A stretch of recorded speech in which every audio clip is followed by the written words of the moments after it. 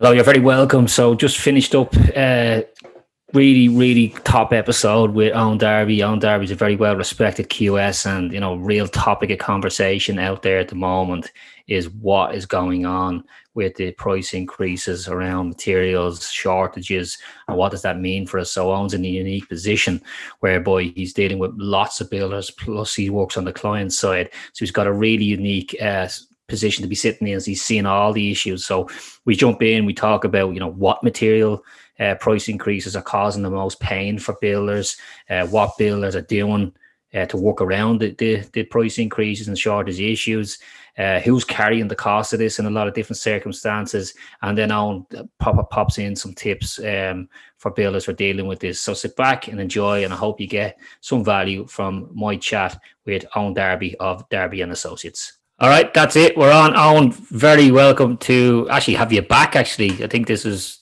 third time we've actually sat down. So listen, thanks very much for giving us your time. I'm sure there's plenty of other good stuff you could be doing with your evenings, but appreciate you coming back on. How's things been? No problem. Yeah, no, things are good. It's very busy out there in the construction industry, as I'm sure you well know. Thankfully, yeah, I think a lot of QSs that we're working over the last 12, 15 months didn't have any major slowdown. Certainly on the freelance end of things, there was a lot of work we were still continuing with during the actual lockdown of construction. There's a lot of stuff that we're working on pre-contract, estimates and builds of quantities for jobs that were in the pipeline. So yeah, thankfully, touch wood, we're very lucky that the work didn't dry up or anything at all. So I think the last time we spoke, it was just coming into when we sat down and done the last podcast. I think it was just coming into where COVID had just hit. Yes, yeah. And I think words like force majeure were coming up around that podcast, stuff that we had to figure out what all that meant. But I mean, I suppose how was the lockdown for you, and I suppose your clients? I mean, how did you battle through that, I suppose? Yeah, look, it's very tough on in particular, the builders I was working for. I mean, they had the initial 8 weeks in the residential sector back in March 2020, and then the last lockdown from January up to May there. So yeah, very tough on them. Like a lot of them kind of were trying to front load stuff to get when we eventually got the green light to come back on site. But there's only so much you can do by not physically being there on site, So yeah. But towards the end there, it really was. A lot of them were just getting fed up with it, and totally understandable. Their business is just put on hold, and then it's trying to, remobilize as well. Even like in January, coming back for those couple of days, it was almost pointless, really after Christmas. And it was a long stretch. It was a tough one. It was a tough one. The January one I found to be a tough one, because I suppose everybody, and probably when they locked up shop in December, had this feeling that okay, that was a tough year. Now we have new plans for the fresh year, and then it just got taken away from us pretty quickly. And I like a lot of people I talked to struggled with that one. I mean, did you see much of guys basically saying I can't afford to do this, full lockdown and coming back early, or? Yeah, it's just, there was a combination of fact, like there was jobs that were priced and ready to start that were, kicked down the line till whenever we got the green light again. And then there was obviously the jobs that were on site, which were just basically put on pause, and all the program, requirements that we built in, to get jobs over the line, all the nominated subcontractors that were lined up, everything just went out the window. And, it wasn't just a case of when things reopened that it was just press play again, because you've got all these, as I say, materials, nominated subcontractors, all the rest. They need to be re-engaged. You need to re-engage with them all again, see where they are on their programs. And, it's kind of catch-22 here, because all the builders were looking for all of the tradesmen to come back on week one, and it was a battle then to get certain guys onto site, and then clients in turn, if the builder wasn't like back hitting the ground running, and the project couldn't remobilize fully, the clients were kind of saying, but construction's back, like why aren't we flying along now that we've been waiting for 12 weeks? But it's just not that simple, Is that, do you see that starting to play itself out? I mean, on the Yeah, sort I of think it's certainly calmed down a bit since the reopening, and there was that gap there between residential and commercial reopening. I know a couple of my builders, some of the larger ones, they, as I often say, never waste a good crisis. They teed into some of those subcontractors that were in the commercial end of things, that were kind of at a loose end until a lot of the office developments and hotels and that sort of thing opened up, and they brought them in to that residential, so those sort of residential projects to get things going again. For example, partition contractors and that sort of thing. And that worked out well for some of the residential guys if they could get their hands on them. It was always going to be that as well. I mean, we spoke through this, tried to keep communications with the CIF fairly open through all of that, and one of the things that, in fairness to CIF, as they talked about at the time, was there shouldn't be this staggered reopen, and one of the issues that they highlighted was guys in commercial jobs are not going to sit at home. And then, as you say, it opens up an opportunity for guys in residential to say, well, this is great, now we'll start to pick the good lads. It'd be interesting to see how that plays out commercially. Just to add to that, actually, just like a couple of the guys, the builders I work for, they had real problems like hanging on to their actual direct guys. Like these guys, workhorses. They just don't want to be sitting at home. And they were just like, there were potentially other opportunities elsewhere on essential service projects, like HSE projects and that sort of thing. Yep. And they're being offered, serious money as well. One particular builder I know, he lost two of his good guys. The guys just moved to London. Now, look, there may have been other reasons for that, but they wouldn't have left if we weren't locked down. That was his attitude. So tough. And then when you want to get back, hit the ground running, and you're missing two of your good guys, it's tough. You got to go find someone else now. And the truth is that the real post-mortem of the lockdowns and the effects of the lockdowns, especially on the house prices here within the Irish market, I mean, the real post-mortem of that will probably be seen towards the end of the year when we realise how far off the targets we're actually going to be. I mean, one of the main reasons that we wanted to get you on was to talk about price increases, which is, as COVID being issue one, then we have Brexit, and then we have, join them two together. We've got price increases. We touched on material. There's a mountain of issues at the moment that we're working with, which drive up prices. And combined, I mean, even that word that we just used, force majeure. I read an article recently that a company based in the Gulf of Mexico in the US, they're a manufacturer of all the plastics, and Wavin, for example, would be one of them. They're force majeure because of bad weather. So throw that into the mix. They're one of the main suppliers to the industry. I mean, it's the perfect storm. Yeah, it is unbelievable. I mean, like, what are you seeing out there? I mean, what materials that you work with on a day-to-day basis with you and the builders you work with, what are you seeing sort of are the big ticket items that are in trouble or causing trouble? Sure. Like most Januaries, there tends to be an element of price increases, and they're kind of teed up in towards the latter part of the year. So, as QSs, we'd always kind of preempt those increases and try and factor them. Like if you're tendering something towards the end of the year, there's more than likely going to be an increase in some of those typical materials. So you factor them into your tenders. But what's happened really in 2021, like for the various reasons of US and China on these house building massive projects, buying up, timber around the world and all that sort of stuff, is there's basically been a double hit of the typical increases that come in January. They're kind of coming again in March, April, May. The primary ones we've seen, like since the start of the year, insulation was kind of flagged early on. That was a big one. All the PIRs and that, pretty much 15% across the board. And it affects so many elements of each project. You've insulation around the whole building. And the roof, your walls, your floors. Then timber is another one that's just shot up. Upwards of 30% on some stuff, and again, material supply issues as well. That it's kind of like, I described this the other day to someone. It's like when a country's financially in trouble and someone says the banks are running out of money, everyone goes to the ATM to run on the banks. It's like all the builders knew there were shortages coming up here because, firstly, of reopening, and secondly, of they wanted to get in before the price increases came in. And it just, all the builder providers, a lot of them were really short on some vital materials there. One particular builder I work for, he rang up there only 2 weeks ago for 20 sheets of OSB, and he was offered 10.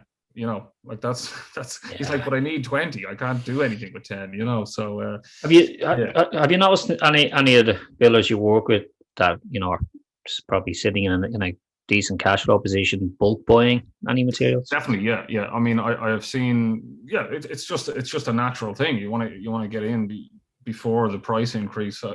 There's been several of my projects where the builders have, they've been at substructure level and they've bought up all the cavity wall insulation up front. They're putting also through maybe alternatives instead of doing your PIR insulation in the roofs. They're suggesting maybe spray foam or something as an alternative, or a different type of insulation that is more readily available and hasn't non PIR based products in particular. So the builders will come up with whatever solution they can to ensure they're not playing over the odds, but like it eventually, these price increases are just going to come in, and that's just, that is the price they're going to pay for them. I mean, you've touched on just two there: insulation, 15%, timber up as far as 30%. I actually spoke with one of our customers the other day. He went looking for bricks, and he said he couldn't get them, first of all, and then second of all, the price that he was given then for when he could get them was ridiculous. And so I mean, these price increases are with us. There's a lot of the time suppliers have been dealt this hand, then it gets passed on to the buyer. But I mean, what happens there, Owen, with like the builder and the client? I mean, there's obviously a tender in place, there's a contract in place, but this has been unforeseen, like a lot of it. I mean, what happens in that situation? It's very tricky. So I'll just split it into two different areas: jobs that were already post contract and jobs that were tendered for. So like jobs that were on site, like I have some projects that we tendered, like that are big long program projects, 14, 15 months. The tender was priced in November 2019, and we're still we're finishing up due to COVID and everything, the lockdowns.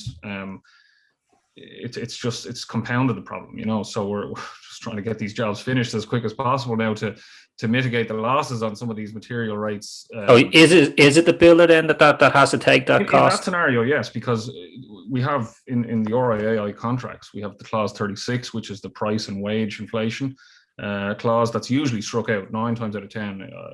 Every tender I would see it's struck out, and basically the builder bears the cost of inflation, and they're given the opportunity to price that risk. They can put in a figure to cover inflation, but of course, nobody could have foreseen that there would be so many price increases this side of, if you tendered for something towards the end of the year. People were also, a lot of builders weren't sure, like going into the second major lockdown, when we were going to reopen. So a lot of them were, pricing jobs to get them because nobody knew where this was going.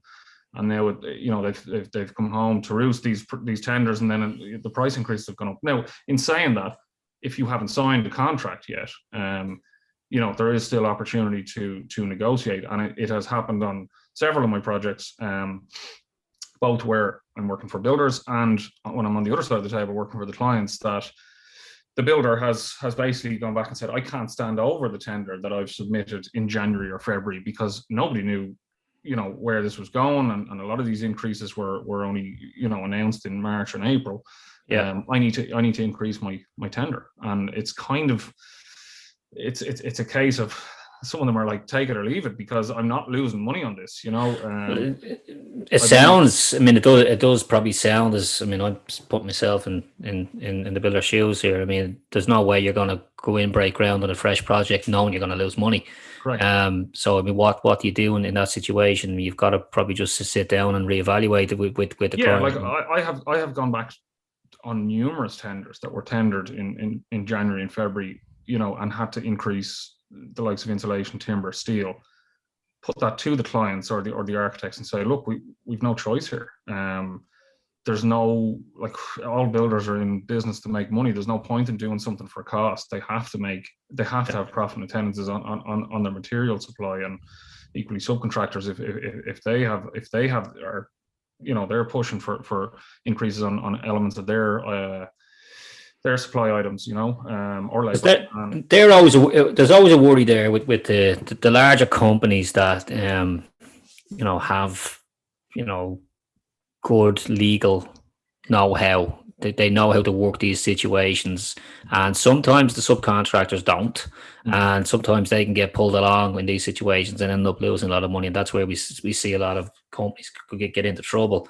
Sure. I mean, in that situation, then is it a simple sort of it, if it's tendered and we're on the project and we're just going to have to take it on the chin. If we're not on the project, but then we have an opportunity to go back to client and make a decision where we actually want to take this project on. I think it has to be done. And I had this conversation with a client the other day where they kind of said, well, if the lowest bidder, the guy that won the tender and that we're going to sign contracts with, is putting up his price, can we not go back to the second guy? I said, well, the second guy's going to have in the same situation. He's going to have the same increases, and they all get from the same suppliers at the end of the day. So yeah, like one particular tender I submitted in February. We wanted to get the job. It was a nice project. At the same time, I had to increase the tender by about 3%. Now it's in the grand scheme of things, it's not ideal, to have to go back and say these things, to the clients who think they have, this is the figure, or this is our contract sum. But you don't want a builder going into a project on the back foot either. It has to be everyone appreciate. I mean, I think most clients are that I've come across anyway since all of this, they've been quite reasonable. It's widely known, it's in the news that this is happening, and it is what it is. Yeah, I mean, that's the increase is one problem, and then we've got there's a shortage in certain things, and there's an issue getting supply on other things. I mean, what are you seeing there in terms of supply issues actually just delaying projects? Yeah, I mean, there's the elements of, like, the things we talked about there with timber and blocks and that sort of thing, and they generally, they'll iron themselves out quick enough, because the merchants, they'll know fairly quickly what they're running low on, and they'll put the pressure on to get in what they need. But the other area that I think hasn't really come home to roost yet is a lot of the nominated subcontractors, the likes of your kitchen companies and that sort of thing. A lot of these guys were working throughout the last lockdown, from home or their offices, but they were still doing the design end of things, and a lot of them, they would take deposits up front to lock in that subcontractor into the project. And yeah, they were taking deposits throughout the lockdown, really, for future projects that were going to kick off at some stage whenever we knew construction was reopening. And now what the problem is, a lot of those guys have committed to these projects, and they're really struggling to fit in what they've said they're going to do in the time frame that they committed to. So seeing a lot of that now at the moment with some of those big ticket nominated packages. I could imagine that, like, any kitchen manufacturer, window manufacturer, them type of guys that, if they've got to manufacture and deliver, and everything opens in the same day. You can only imagine. I mean, that's obviously going to have its impact on delays. I mean, surely then there's a roll-on effect, like the current projects. I mean, that like, you've got, programs that were probably submitted, just say the job had started prior to the last lockdown.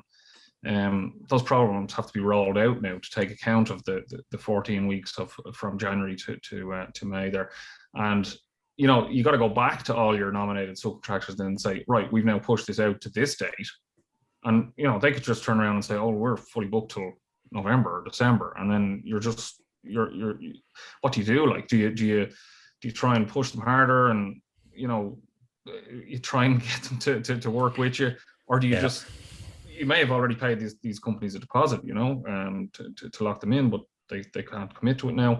It's a very tricky situation, and I've seen it on some projects where, joinery packages, like on the bigger residential projects, they might have to be split between two different joinery companies just to get it finished on time. But ultimately, that's it's going to cost more to do it with two separate contractors. So that's some of the and that's going to have that has knock-on effects for everyone. The builder, the client. If the clients are if they're renting or whatever while the project's going on, that affects them as well. That opens up another conversation then, like we touched on it slightly with the subcontractors, but labor, throw labor into the mix then, on top of all this. Why not? What are you seeing there in terms of are like what is the lay of the land in terms of getting a handle on trades? Yeah, look, it's always it's going to be a challenge for the rest of the year. I see. I would hope towards like the end of summer, start of autumn, that things will start leveling out a bit and things will just get back to some sort of normality. But it's in particular at the moment. Yeah, it's like all the trades. Everyone's just anyone you talk to that's in the industry, whether they're trade or builder, like they're all just flat to the mat. They've just got jobs lined up for months in advance.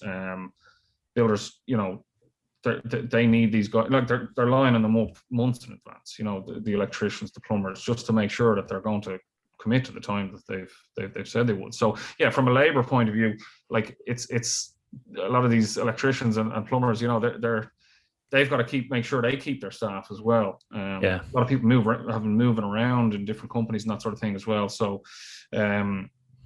Yeah, it's definitely it's a challenge for a lot of those tradesmen. Yeah, there's going to be an acceptance, I think, across the board that whatever date we said we're going to get out of here is probably not going to happen for a number of reasons. Yeah, a lot. It ain't just one or two things. There's a number of reasons why we're not going to get off this project, and that might settle us all down a bit actually, because most projects are hectic at times. There has to be a kind of an attitude of we're all in this together to coin that phrase. It's like the clients kind of have to realize that the builders are in an awful. They don't want to be. Builders don't want to be on site any longer than they have to. It's costing them money to be there. So they want to get jobs finished as quick as possible.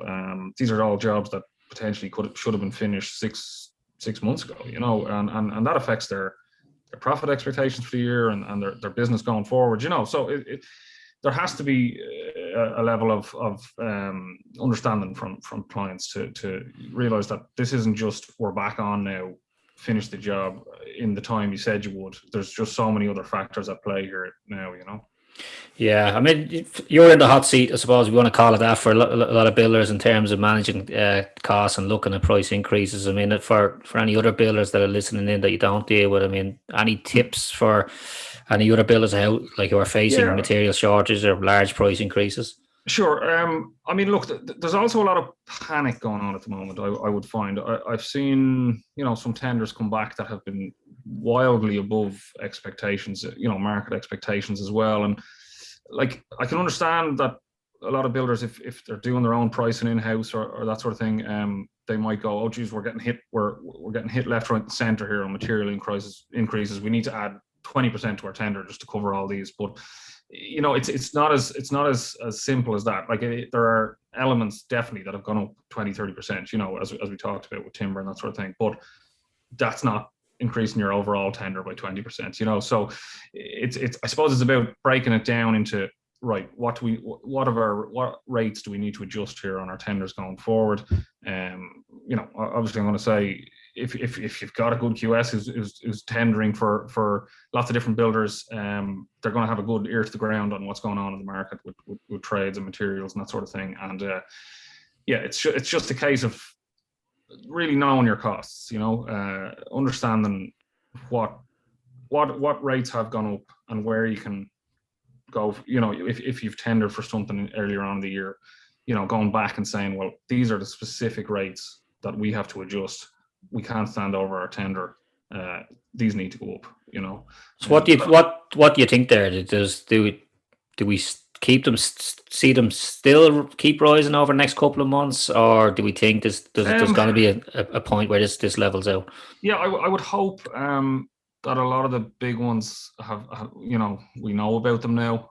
Structural steel was another big one, actually. I forgot to mention there as well. Yeah, look, but who knows at the same time? I mean, it's very hard for QSs at the moment. It's a constantly moving goalpost. You submit a tender, like there was a couple there in March and April, you submit tenders, and then you're looking back 4 weeks later going, right, those timber prices have gone up. What am I going to do here? Yeah. It's bad. for the ones that you've done recently, knowing what you knew at that time, I mean, is there a clause being written in to that particular tender? I still think, in all honesty, like the clause 36, it's just it is, as I said, 9 out of 10 tenders you'll see it struck out. So I can't see that being brought back in. It makes things very difficult to work. You know, if you're working out on inflation of different products throughout the contract. I think builders just need to, you know, if they're given the opportunity to price it, maybe, you know, allow a sum against the inflation. I mean, that's all you can really do at the moment. Yeah. But there's also the element that if you do price that, you're adding on to your tender where someone else mightn't have, you know, they might just have it in their rates, and as opposed to pricing clause 36, the omission of it, it might stick out like a sore thumb if you've added on for that inflation, where other builders are pricing it and haven't, you know.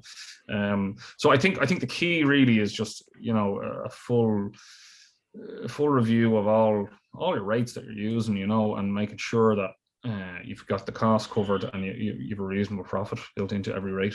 Yeah, I mean, there's no question in times like this. I mean, even, you know, companies will have their own internal QSs, and but I suppose the value of an external QS does come into play when you've got your ear to ground with lots of different companies, and you're getting to see how lots of different companies are playing this out, and being able to deploy them learnings to someone is great. I mean, if there's anyone listening now that wants to get in touch regarding, you know, your services, where can they reach you?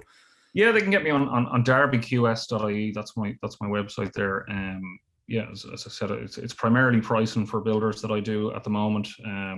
Probably 80% of my work is in that field. So, yeah, it's the way I'm going forward with the rest of my business. So yeah, I'm happy to talk to any builders looking for a QS with their ear to the ground. Yeah, brilliant. Listen, again, thanks very much for giving us your time. We do appreciate it. No problem, Kieran. Good chatting to you.